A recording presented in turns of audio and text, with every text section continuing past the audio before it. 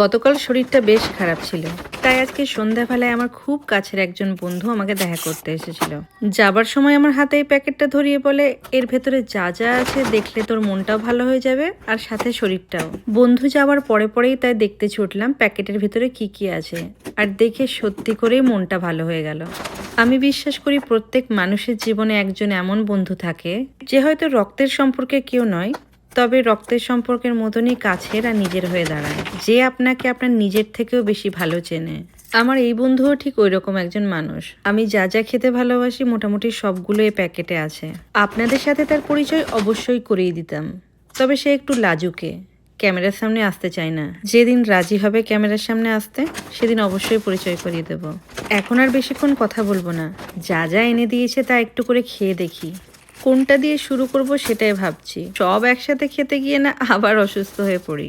আপনারা সবাই খুব ভালো থাকবেন, সুস্থ থাকবেন, নিজের খেয়াল রাখবেন। আর হ্যাঁ, আপনাদের কার কার জীবনে আমার বন্ধুর মতন একজন বন্ধু আছে তা কমেন্টে অবশ্যই জানাবেন।